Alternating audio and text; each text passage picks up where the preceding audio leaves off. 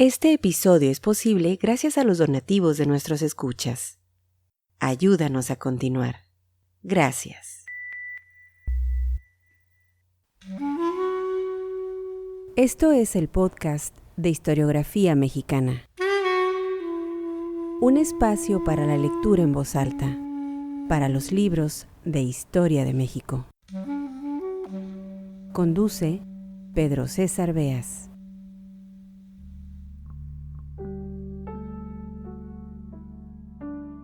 Sean bienvenidos al podcast Historiografía Mexicana.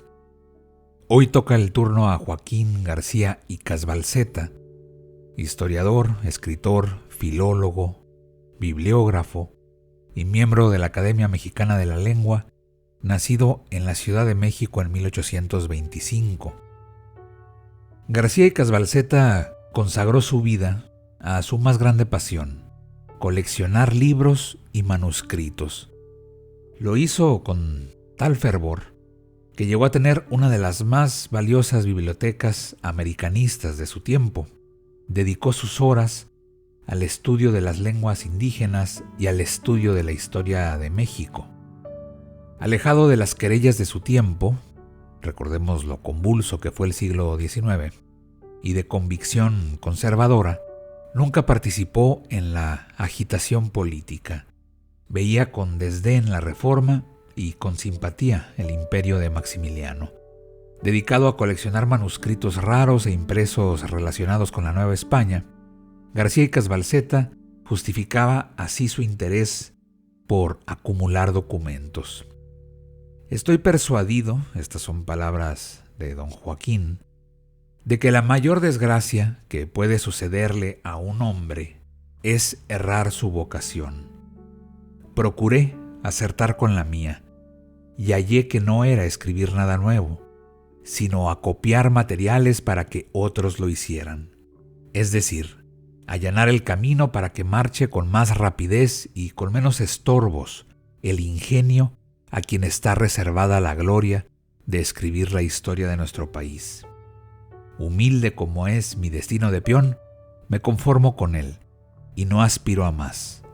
Quiero sí desempeñarlo como corresponde, y para ello solo cuento con 3 ventajas: paciencia, perseverancia y juventud. Hasta ahí las palabras de García Icas Balceta. Su obra es tan vasta que resultaría imposible en este podcast Historiografía Mexicana hacer un listado completo de los libros que editó, tradujo o publicó. Sin embargo, es importante mencionar una de sus más grandes aportaciones, la Bibliografía Mexicana del siglo XVI, publicada en 1886, un estudio descriptivo e ilustrado de los libros impresos en México desde el año de 1539 hasta 1600, que venía precedido de una noticia acerca de la introducción de la imprenta en México. Otro de los aportes de García Icas Balceta a los estudios históricos radicó en la minuciosidad de sus investigaciones, en el empleo de monografías, en la ordenación de documentos y, lo más importante, en el manejo de fuentes. Creía, y con razón, impostergable el rescate de documentos. Si ha de escribirse algún día la historia de nuestro país, sentenciaba el historiador, es necesario que nos apresuremos a sacar a la luz los materiales dispersos que pueden recogerse, antes que la injuria del tiempo venga a privarnos. La preservación de los documentos, el análisis de las fuentes y su interpretación servirían, según el pensamiento de García Icas Balceta, para colocar a cada persona o acontecimiento en su lugar. Bueno, pues una de las tantas empresas en las que se embarcó don Joaquín fue la creación de un vocabulario de mexicanismos. Desgraciadamente este empeño quedó trunco, incompleto, pues le llegó la muerte en 1894. Un año antes, escribiría: ahora estoy muy tranquilo, haciendo cedulitas para el vocabulario para no aburrirme, y sin la menor intención de imprimirlas. Las hago como quien pudiera entretenerse en hacer jaulas o ratoneras. Contrario a lo escrito por Icas Balceta, El vocabulario de mexicanismos sí vio la luz como obra póstuma en 1899 y fue publicado por su hijo, Luis García Pimentel. Una obra inconclusa, llegó solo hasta la letra G del alfabeto, que se convertiría en referente obligado de la historiografía lingüística y de gran valía para la lexicografía. En este episodio del podcast Historiografía Mexicana he seleccionado un puñado de definiciones agrupadas en la letra A del vocabulario de mexicanismos. Si les interesa este documento de García y Casbalceta, que cubre de la letra A a la G del alfabeto, nos pueden escribir a través de la sección de contacto de nuestra página historiografiamexicana.com y con mucho gusto se los haremos llegar a su correo electrónico en archivo PDF. Sean bienvenidos al podcast Historiografía Mexicana. Estas son algunas de las palabras que aparecen en el vocabulario de mexicanismos de Joaquín García y Casbalceta.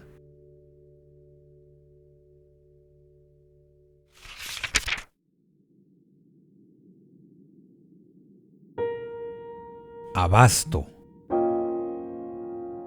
Tomar el abasto. Hacer obligación y encargarse de la provisión de los mantenimientos, como carnes y otras cosas necesarias para el sustento común del pueblo.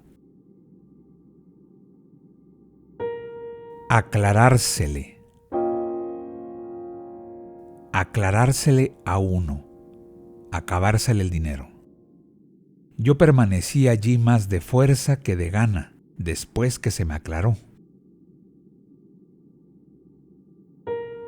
Acordada. Especie de santa hermandad establecida en México en el año de 1710 para aprender y juzgar a los salteadores de caminos.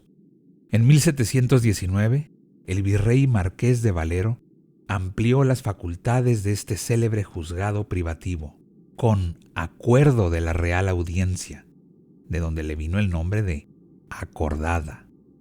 Dióse por extensión el mismo nombre a la cárcel en que se custodiaban los reos. Achilaquilado.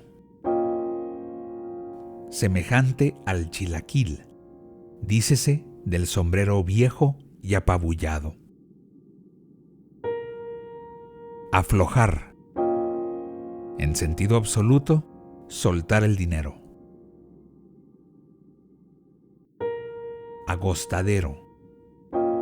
Lugar en que por circunstancias particulares se conservan mejor los pastos y a donde se llevan los ganados que ya no encuentran de qué alimentarse en el punto de su habitual permanencia.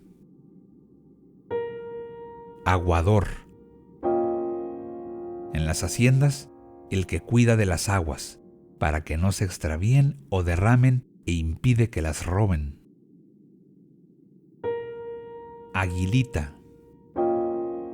Celador municipal, especie de mozo de oficio del ayuntamiento. En otro tiempo, antes de la creación de los gendarmes, eran también agentes de policía. Dióles el pueblo ese nombre porque usaban bordadas en el cuello unas águilas pequeñas. Ahorcar. Ahorcar a alguno es valerse de su necesidad para hacerle pagar un interés excesivo por dinero que se le presta, o para comprarle alguna cosa en menos de su justo valor. Alto. Distante en tiempo o lugar, como Cuaresma o Pascua Alta, la que cae más lejos del principio del año. Altas horas de la noche, las que distan más del anochecer. Alta mar, la parte del mar que está a bastante distancia de la tierra. Fulano ocupa los altos de tal casa. En México hay casas entresoladas, que son las de un solo piso al nivel del suelo, o poco elevado sobre él. Si hay encima otro, este se llama los altos.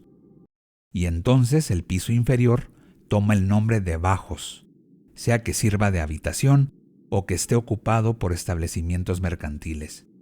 Fulano tiene su tienda en los bajos de tal casa.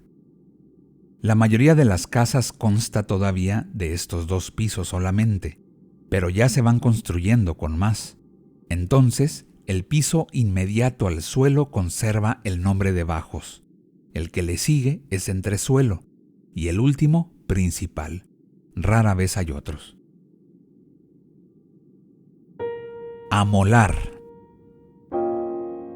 Fastidiar, molestar mucho, causar grave perjuicio. Úsase también como pronominal. Es voz baja y aún indecente, de que nunca usa la gente bien educada. Haremos una rifa y al que le toque se amuela. Estoy amolado, dicen los del pueblo para denotar que están muy pobres, abatidos, de capa caída. Ampón. Ahuecado, abultado. Refiérese al traje de las mujeres y a éstas cuando así lo usan. Se encontró con la tal Amalia que andaba en las calles muy ampona, buscando pichones. Andante. Entre rancheros, caballo. Ángel patudo. Persona que, según quien así la llama, está muy lejos de tener la inocencia o buenas cualidades que otros le atribuyen. Ángel patudo, que quiso volar y no pudo. Apeñuscarse. Apiñarse, apretarse cosas o personas, oprimiéndose unas con otras. Araña. Mujer pública, ramera. Arrancado. Dícese del sujeto que, habiendo tenido bienes de fortuna, los pierde todos y queda pobre y desvalido. Arrancharse. Acomodarse con alguno para vivir con él, establecerse, alojarse, confabularse. Por vengarse de mí, Rufina se arranchó con el tinterillo del juzgado para darme picones. Arreado. Flojo, tardo, perezoso, que no cumple con su obligación si no se le reprende a cada rato. Este mozo no me gusta porque es muy arreado. Arrempujón. Reempujón.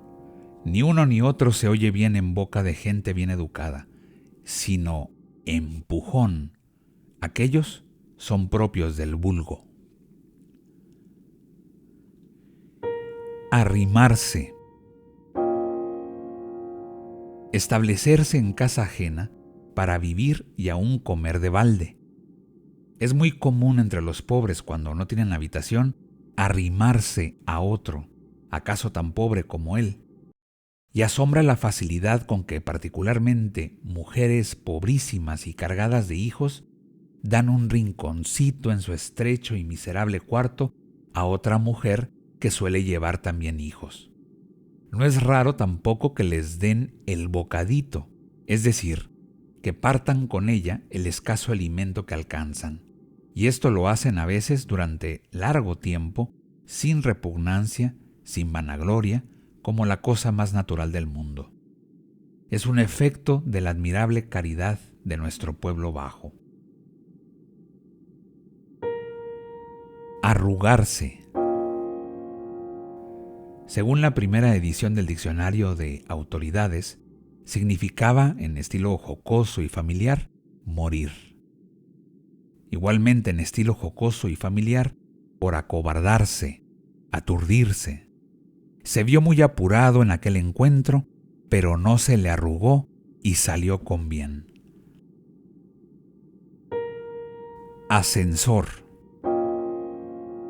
Aparato muy usado actualmente, el cual se compone de una caja, a manera de aposento, que sube y baja a voluntad mediante cierto artificio.